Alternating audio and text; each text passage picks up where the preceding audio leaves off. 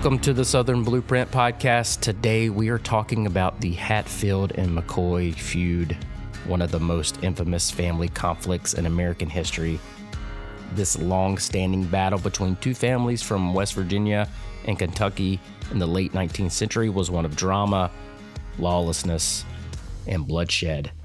The feud has captivated public imagination for over a century, inspiring books, movies, and even a television miniseries starring Kevin Costner.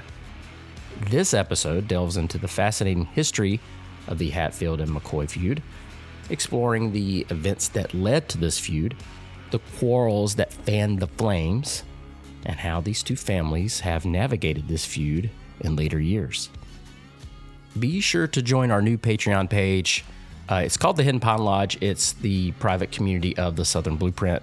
For followers of the show, you will get additional notes and photos of this episode and any episode that we do with access to the Patreon page. You also get content not found on my website or my social media.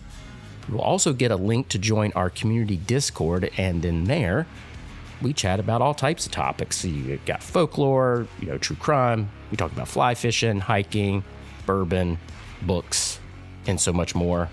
It's only $4 a month. It's like a cup of coffee, and that helps just fund the show and allows me to bring you more content. But let's get to the episode.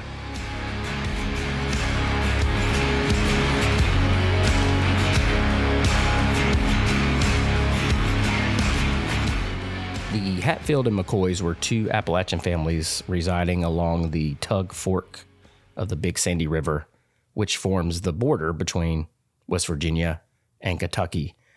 The Hatfields, who were led by William Anderson Hatfield, often referred to as Anse or Devil Anse, so you may hear me use that interchangeably. But the Hatfields were primarily from West Virginia, while the McCoys, under the leadership of Randall McCoy, lived in Kentucky. The Hatfields were a little more wealthier.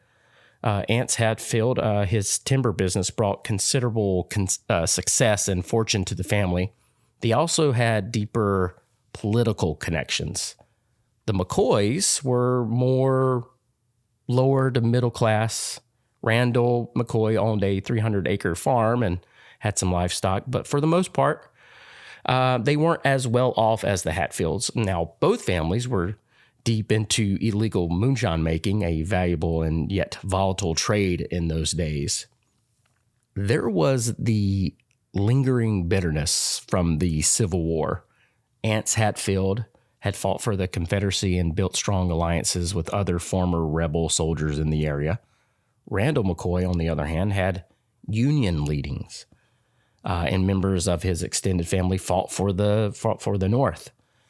In post-war Appalachia, that kind of divide wasn't forgotten quickly. The Civil War had left deep emotional scars, burned farms, dead kin, and political resentments. And those wounds didn't just heal when the shooting stopped. Randall's brother, Asa McCoy, he served the Union's 45th Kentucky Infantry. Wounded during the war and briefly captured by Confederate forces, he returned home after his discharge in late December 1864, only to be killed less than 2 weeks later, reportedly by Confederate guerrillas. The McCoys long accused Jim Vance, which was Devil Anse's uncle, of the murder. That killing deepened Randall's hatred for the Hatfields and their allies, turning wartime divisions into a personal vendetta that would never fully fade and would carry over to other incidences.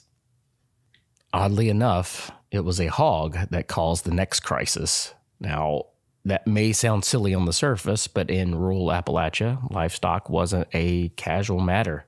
A hog meant meat for the winter, income from sales, and in many ways, survival. In 1878, Floyd Hatfield, a cousin of Anse, was accused by Randall McCoy of stealing one of his pigs. Randall claimed the hog bore the McCoy family's distinctive earmark, a legal identifier used in those days before branding irons were common in the mountains. The dispute went to the local justice of the peace, who was Anderson Hatfield. That's right, a Hatfield.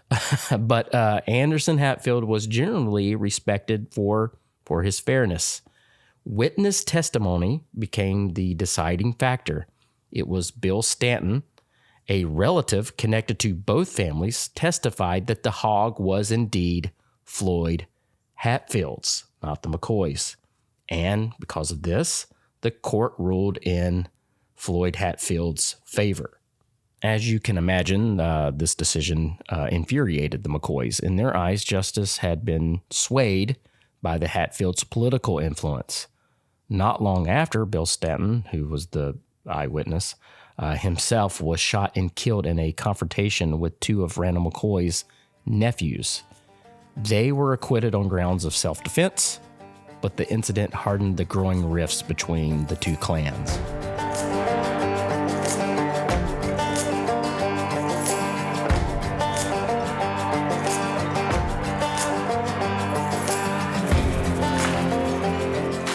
If the Hog Trial was a spark, the relationship between Roseanna McCoy and Johnse Hatfield was gasoline on the fire. Roseanna, Randall's daughter, began seeing Johnse, the charismatic son of Devil Anse, in 1880. The relationship quickly became scandalous, if you could imagine. Roseanna left her family home to live with the Hatfields in West Virginia, an act her father saw as a complete betrayal. Under pressure, though, Roseanna returned to her family, but she was already pregnant.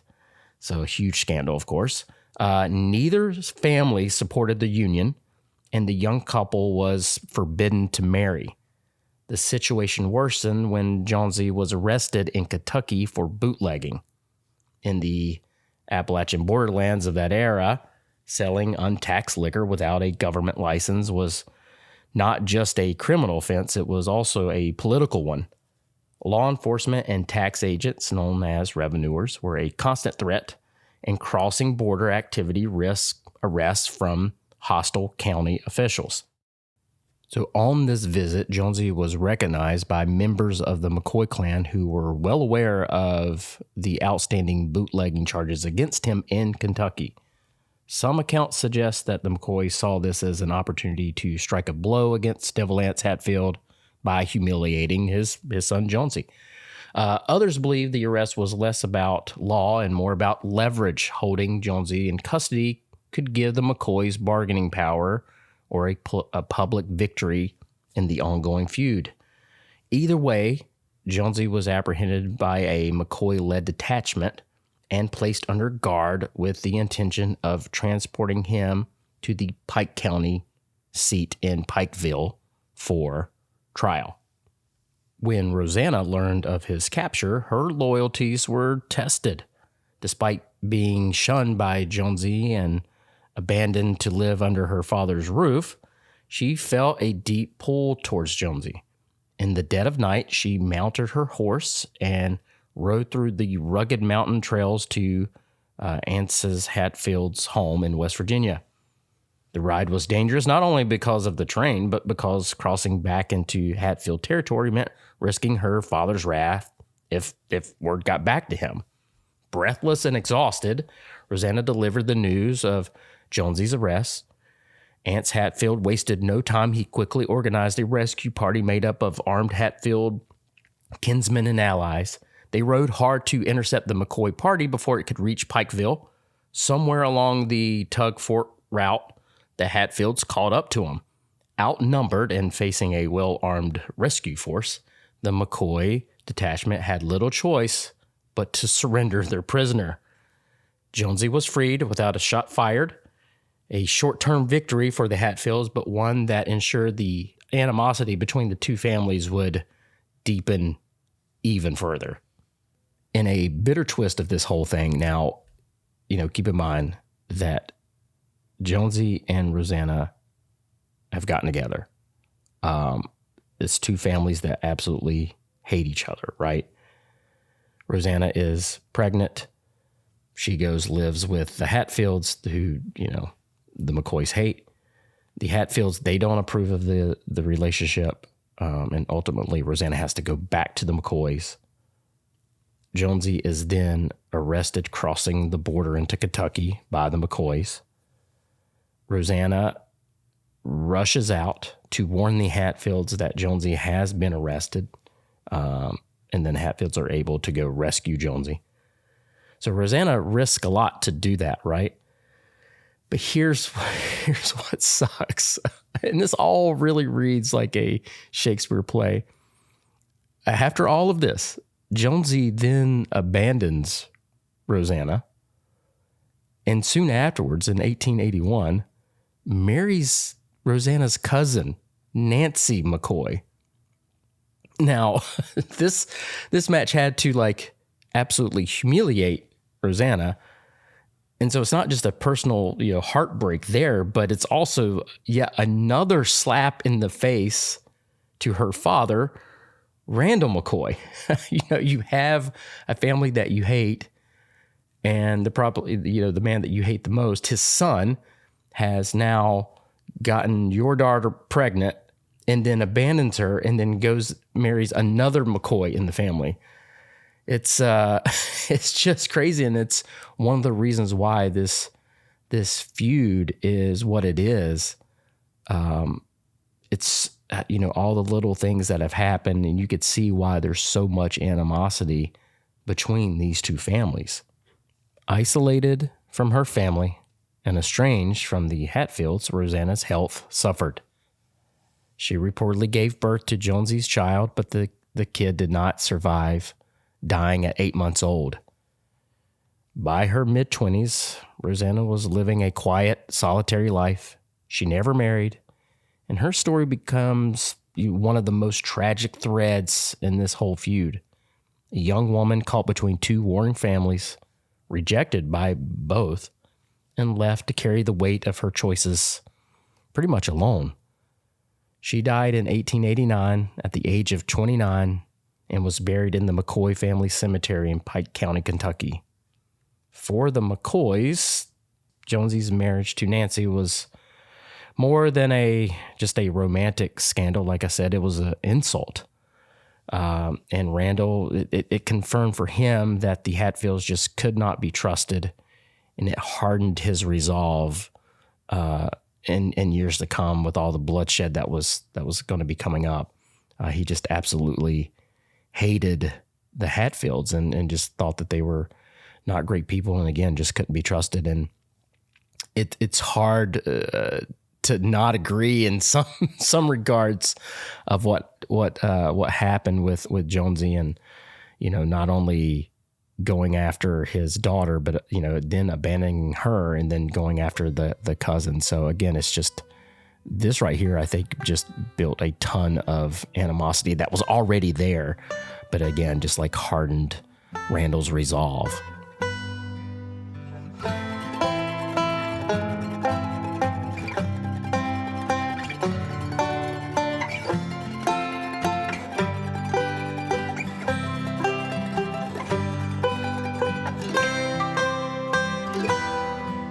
So after the scandal with Roseanna, next came the election day fight, August 7th, 1882.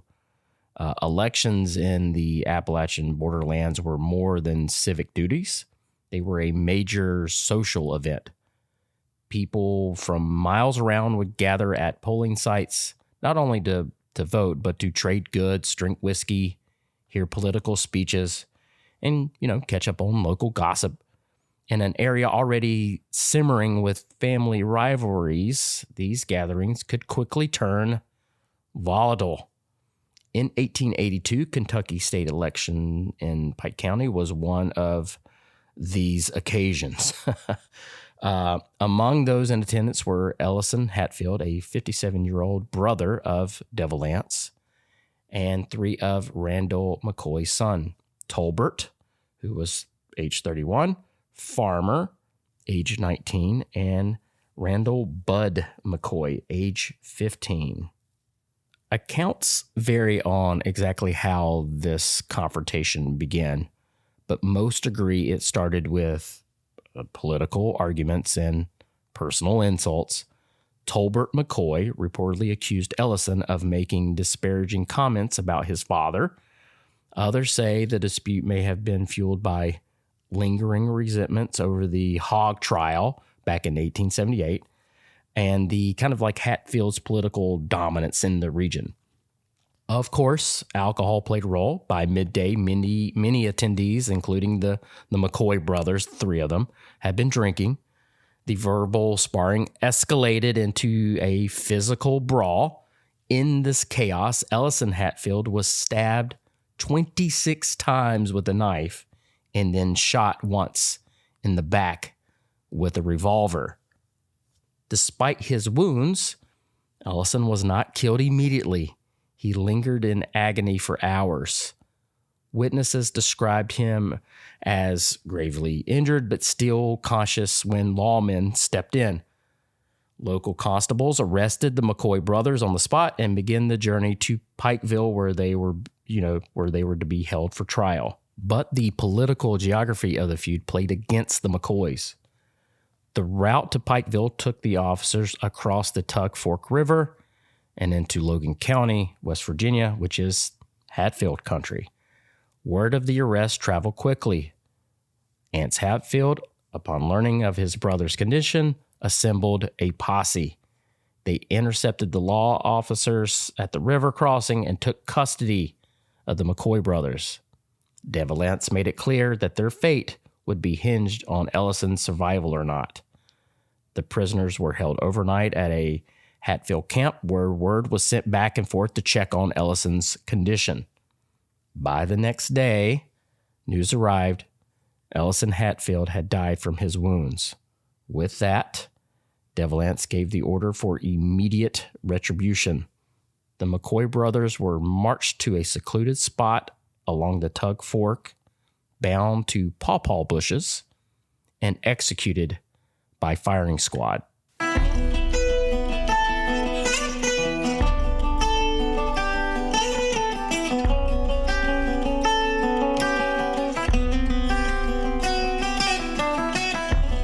Killings stunned the region.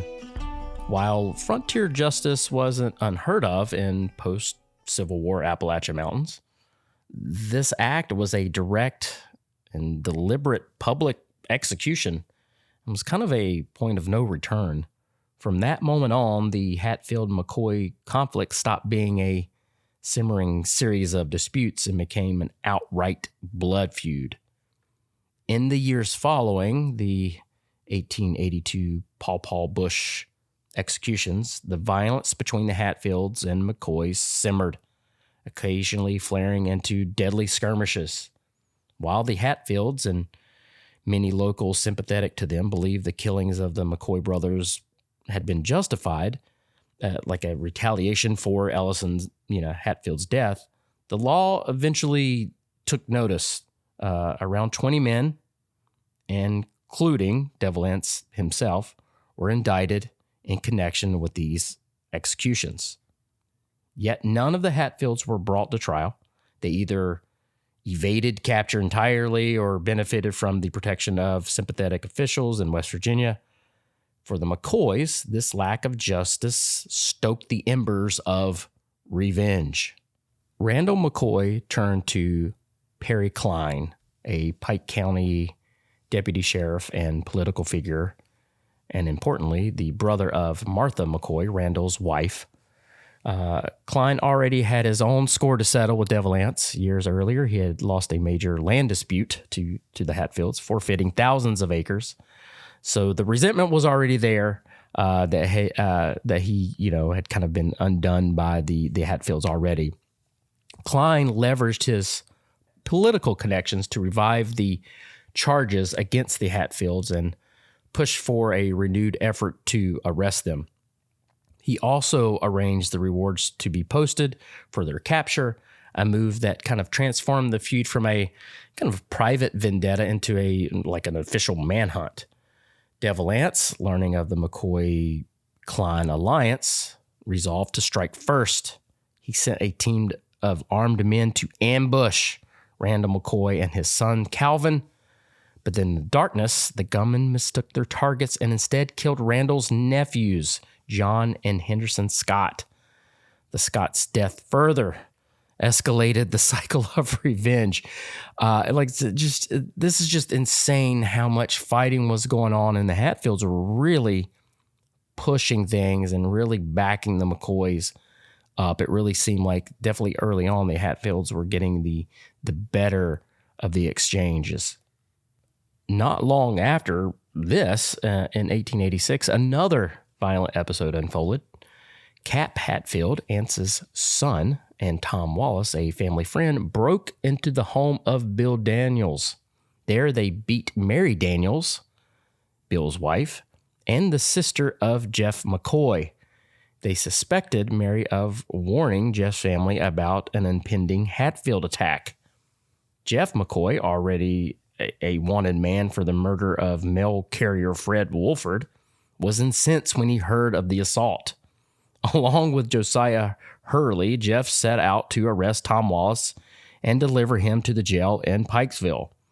Wallace escaped them, but during the ensuing chase, Cap Hatfield and Wallace cornered Jeff McCoy on the banks of the Tug Fork River and shot him dead.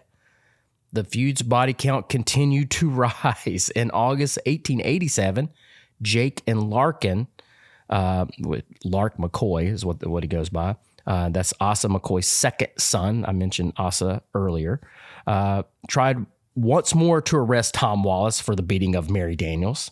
Wallace escaped jail again, but by the following year, he was found murdered, widely believed to be the work of the McCoy allies seeking revenge. Lark McCoy's fate was no better. He was ambushed and killed by what was believed to be a West Virginia posse led by Hatfield men. By the closing days of 1887, the Hatfields and McCoys were caught in a relentless, tit-for-tat killing cycle. Every death seemed to demand another. Every act of violence answered in kind. The constant escalation set the stage for one of the most infamous attacks in the feud's history, and that's the New Year's Night Massacre of January 1st, 1889.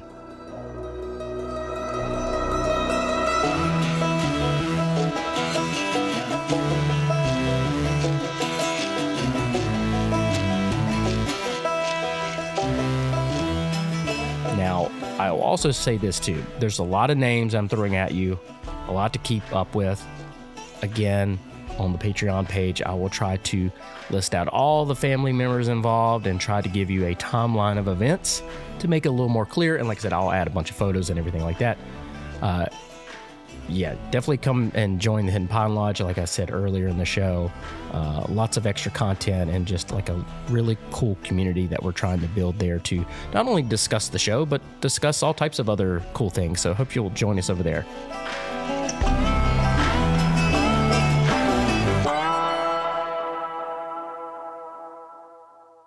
Now we have the New Year's Night Massacre. On the bittery, cold night of January 1st, 1889, the Hatfields decided to deliver what they believe would be a decisive blow against their Kentucky rivals. The target was the heart of the McCoy family, Randall McCoy's home on Blackberry Creek, Pike County, Kentucky. Just before dawn, a Hatfield raiding party crossed the Tug Fork River from West Virginia into Kentucky. This group was led by Jim Vance, which was, again, Devil Anse's uncle and a longtime enforcer of this feud. Also, there was Cap Hatfield, Devil Anse's son. They were joined by several other Hatfield kin and allies, armed with rifles and revolvers, and many carrying torches. The plan was straightforward. Surround the McCoy cabin, force the family outside, and either kill or capture Randall himself. But the raid quickly turned brutal. The Hatfields set the cabin on fire, Flames quickly engulf the house and, up the walls.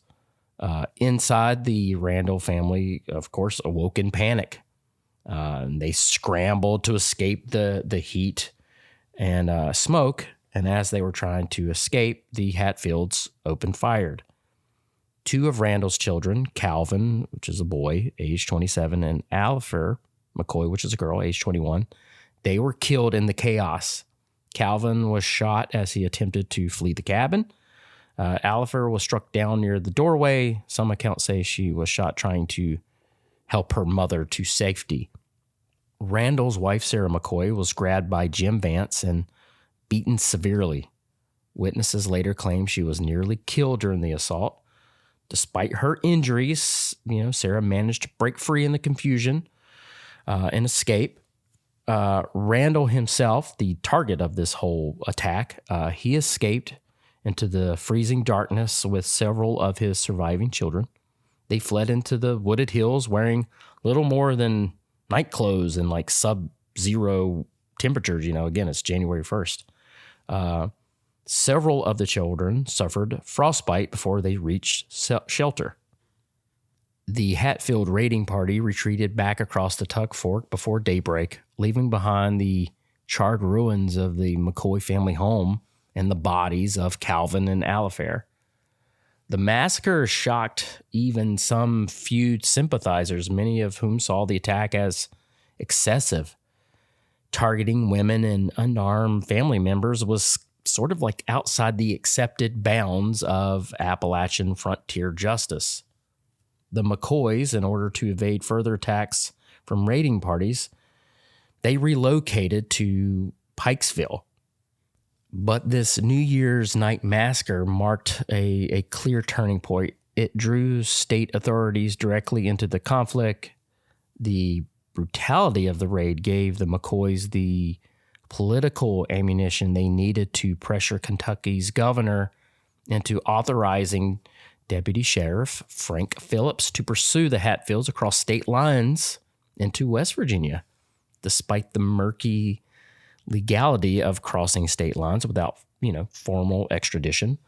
Phillips was not a man inclined to hesitate, and he quickly gathered a posse made up of law enforcers, bounty hunters, and McCoy allies, many of them armed to the teeth and ready for a little bit of payback. So now we've got Deputy Sheriff Frank Phillips in the feud. Frank Phillips' first target was Jim Vance, the Hatfield uncle believed to have led the New Year's raid on the McCoys. Just days into this manhunt, Vance was spotted riding through the woods near Tug Fork. After refusing to surrender, the posse opened fire, killing Jim Vance. This killing sent shockwaves through the Hatfield ranks. Like I said earlier, so far, the Hatfields had kind of had the better of the exchanges. Like I said, the Hatfields were more wealthy. They had more political connections, and it seemed like the Hatfields were, kind of more on top, if you will, of this feud. But not only was, Jim Vance a blood relative of Devil Anse, he was also one of the family's most feared fighters. So taking out Jim Vance was a huge deal for, law enforcement, but also for the McCoys. Frank Phillips then made another successive raid on some other Hatfield homes and supporters, capturing many and killing another 3 Hatfield supporters. And rather than backing down, Devil Anse gathered his own armed force. By mid-January 1888, intelligence reached the Hatfields that Frank Phillips and his men were moving toward Grapevine Creek, a little tributary of the Tug Fork. Phillips' posse closed in as the Hatfields positioned on the high ground, prepared for a fight. Their goal was to hold their position long enough to allow their less battle-ready kin to retreat deeper into the woods. So Frank Phillips and his men, and some of them, the McCoys, they now have the Hatfields kind of on the run and on the defensive. And like I said, now that they've kind of cornered them now at this Grapevine Creek.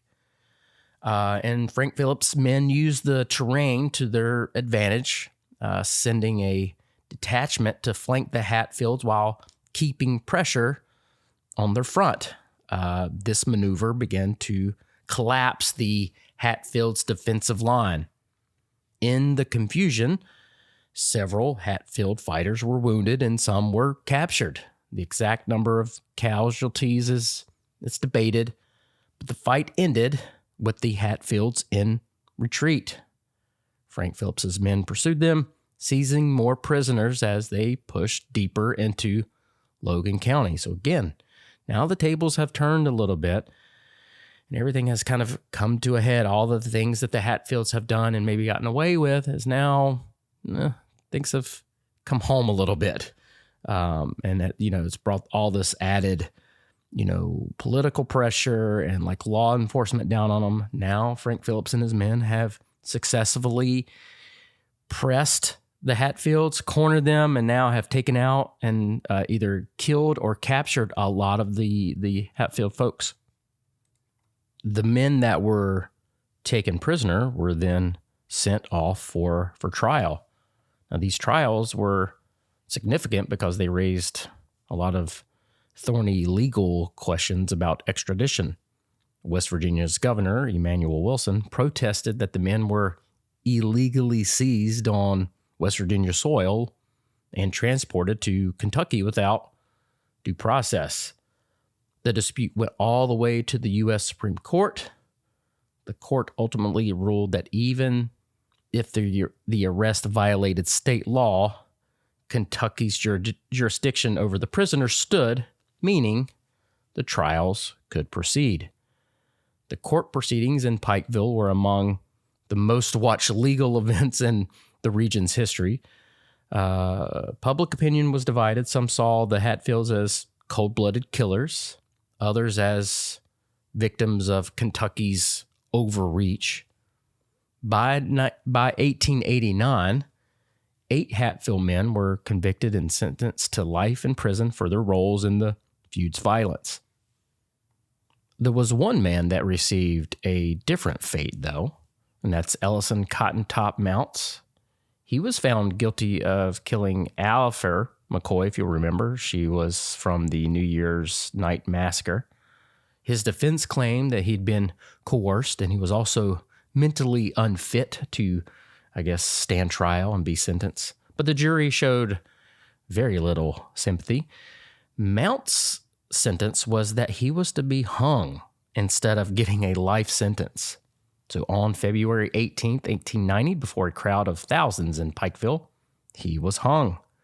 And his last words reportedly were, "The Hatfields made me do it." No one had been sent to the gallows in Pike County for 40 years. And after Ellison's hanging, no one ever was again.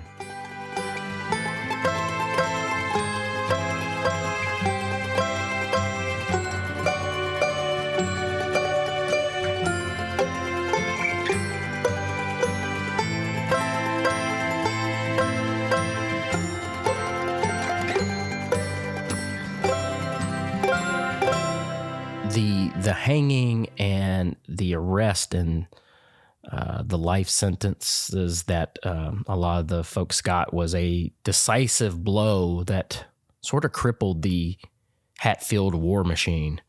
But it wasn't a clean sweep. Some Hatfields slipped through Frank Phillips' grasp.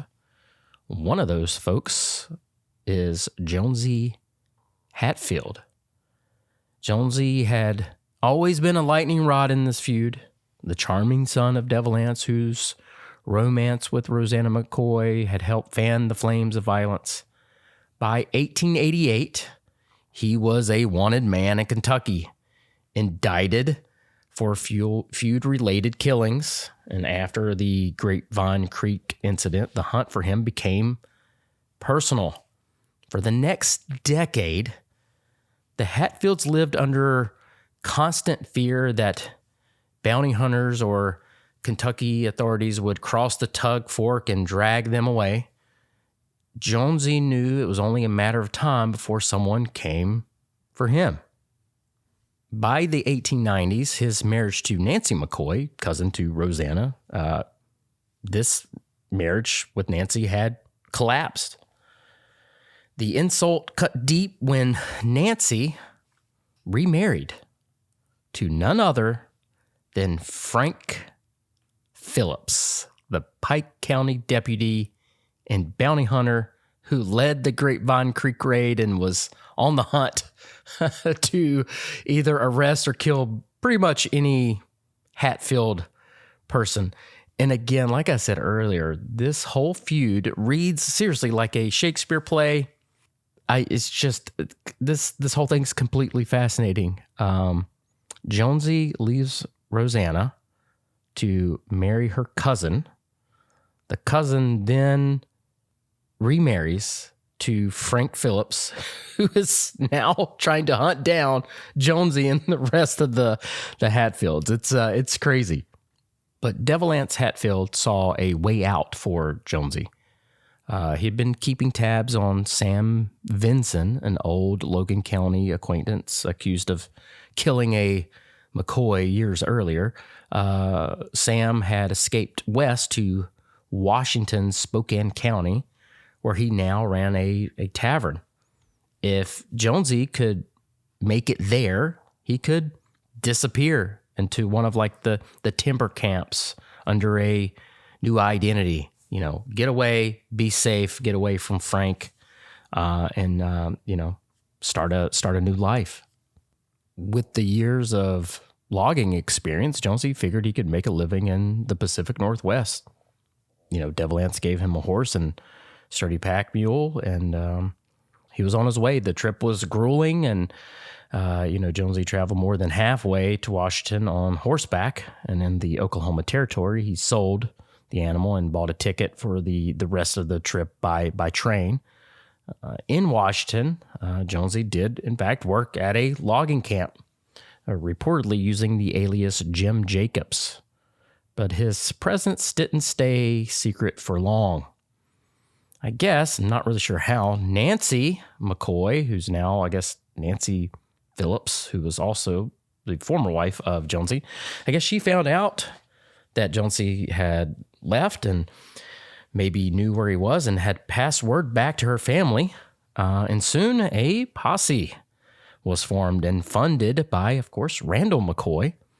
And they made their way west. The group here included detectives Dan Cunningham, Alf Burnett, and Treve Gibson, who rode into the camp with descriptions of Johnse, a tall, blue-eyed, light-haired man from West Virginia. So this posse was hell-bent on getting Johnse. I think he was a prized possession to have, and I'm sure the McCoys really, really wanted to get their hands on Johnse for many reasons. But as this posse, I guess, rode all the way up to Washington, they started questioning some of the loggers around there. But a young woman named Midgie Staunton McCarthy, she overheard these guys talking about, looking for a tall, blue-eyed, light-haired man from West Virginia. She knew that Jim Jacobs was really Johnse Hatfield and secretly sent him a warning note by Native American messenger. So she was trying to help Johnse as the posse was closing in, and sent a note to warn him. Johnse receives this note, and then he later spots, several mounted searchers riding along a ridge. So he just dropped his stuff and bolted into the woods. A Native American crewman guided him into a dense thicket by the riverbank, where he lay scratched and bleeding from brambles as the posse searched nearby. Once they moved on, he swam the river and headed for Seattle. From there, he caught a steamer to British Columbia, where he took work in massive coastal logging operations. Meanwhile, Sam Vinson in Spokane staged a deception. He mailed the Hatfield family a lock of blonde hair and a letter claiming Johnse had died in a logging accident. Of course, this news, which was fake, but this news crushed Devil Anse and his wife and mother of Johnse. For nearly 2 years, they believed that their son was gone, but Sam had purposely sent this log of hair with a note saying, "Hey, sorry about your son. He's dead," but it was all a ruse to help keep Johnse safe. In 1898, Cap Hatfield was returning from Colorado when he decided to check the Canadian rumors to see if he could find Johnse alive. There had been rumors that he was actually alive, so Cap Hatfield went to British Columbia to check on him. And if you're wondering, Cap Hatfield was actually one of the people that was tried and sentenced during this whole, killing and everything that happened. He was one of the people rounded up and sentenced. His conviction was overturned on appeal, largely due to legal disputes over the extradition from West Virginia to Kentucky. But by 1891, he was out of prison already. So he is now in Colorado. He moved away probably to get away from all the chaos and maybe tried to not get resentenced for something else. But he's out in Colorado, and now he has heard rumors that Johnse is alive in British Columbia, and he's going to go check some of the logging camps there. So Cap indeed does find Johnse and convinces him to return home. And they traveled separately to avoid arrest. When Johnse walked into the Hatfield home, his parents were overcome with joy as they thought that, he was dead. But this homecoming was short-lived. In June of 1898, Humphrey Ellis, a business rival of the Hatfields, led an ambush. Johnse was captured and taken to Kentucky, where he was tried for murder in the connection with feud violence and sentenced to life in prison.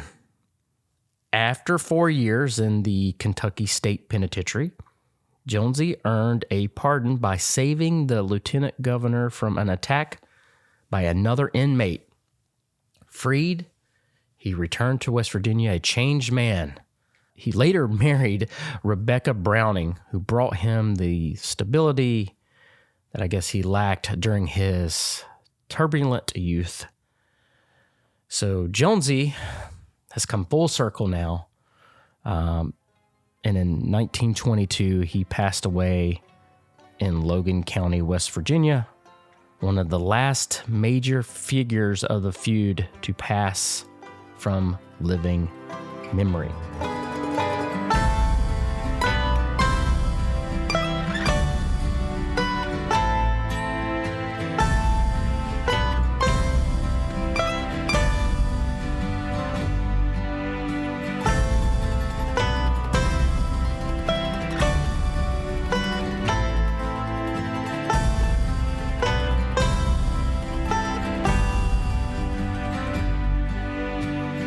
Now that we know Jonesy's ultimate fate, what has happened to everyone else?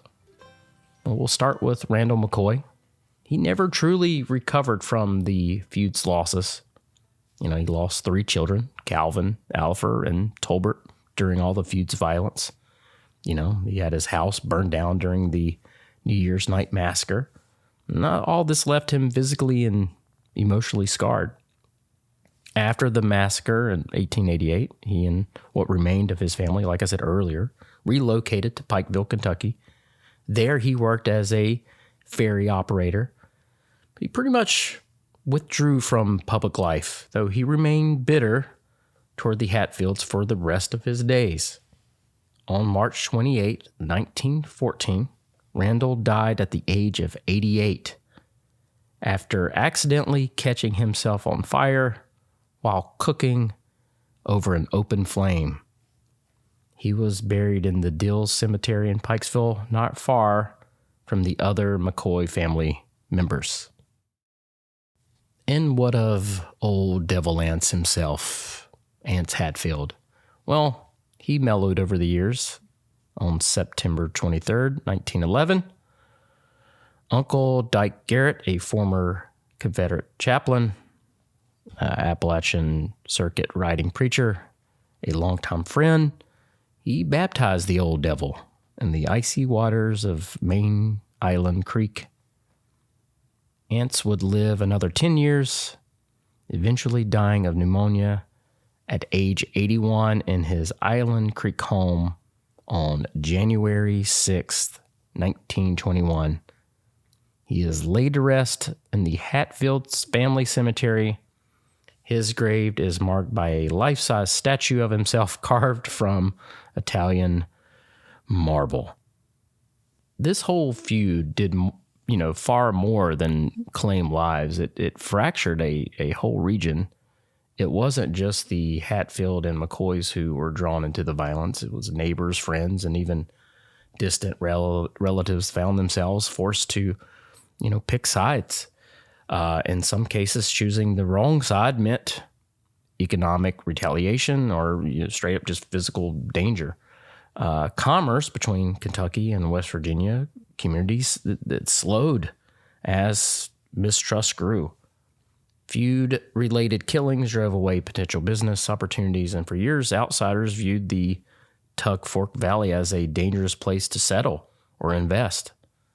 The violence reinforced negative stereotypes about Appalachian people as lawless and vengeful, a stigma that would linger in popular culture for decades.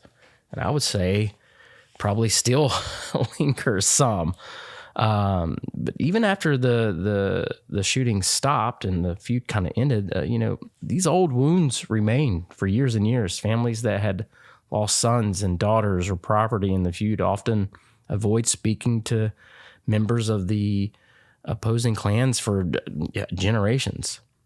But today, the Hatfield McCoy feud has shifted from living memory into kind of like this American folklore. Rather than dividing communities, it now draws visitors from across the county.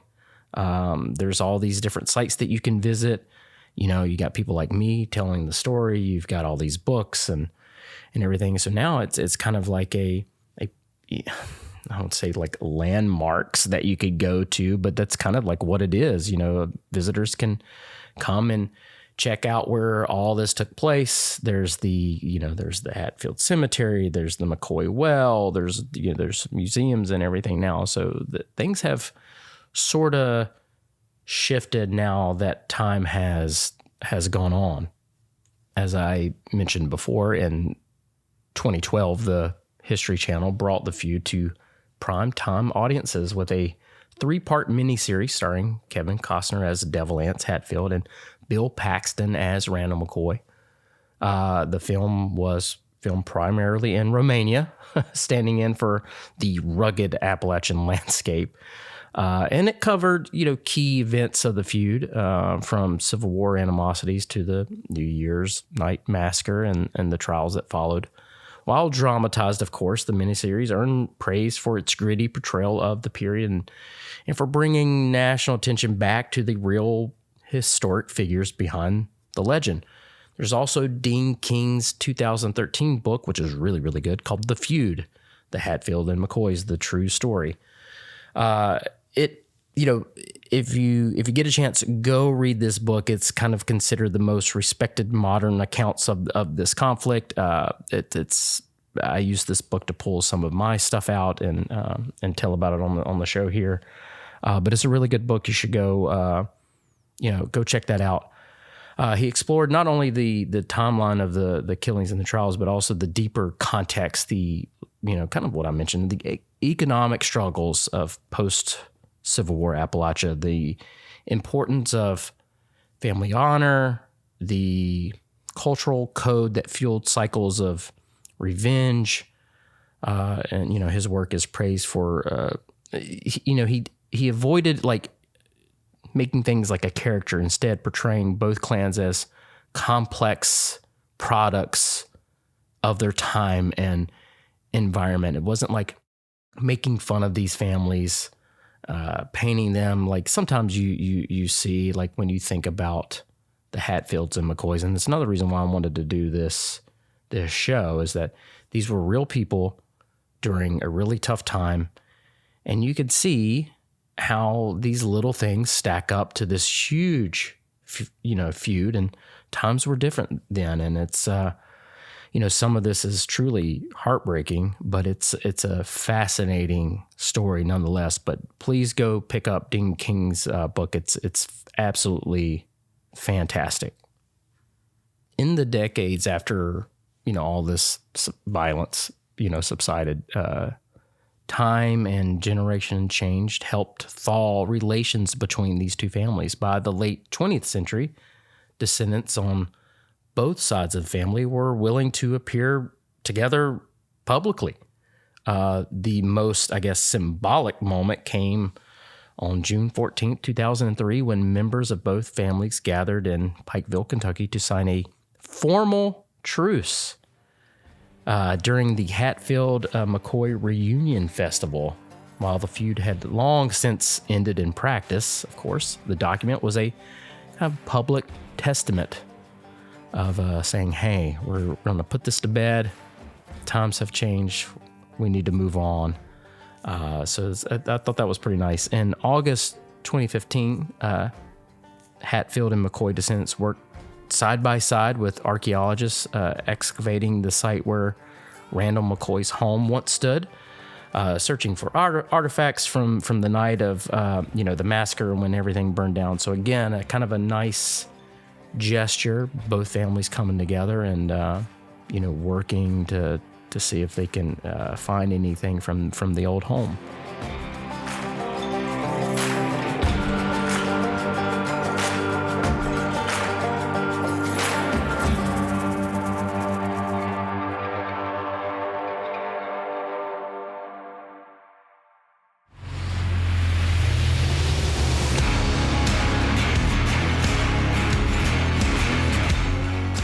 And that's the story of the Hatfield and McCoys, a conflict born of war, pride, and circumstance that once brought an entire region to the brink.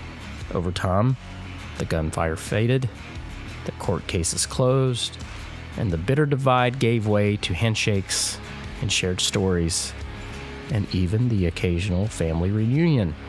Today, what was once America's most notorious family feud is remembered not just for the violence, but for the lessons it left behind about how grudges can grow, how communities can fracture, how sometimes it takes generations to heal.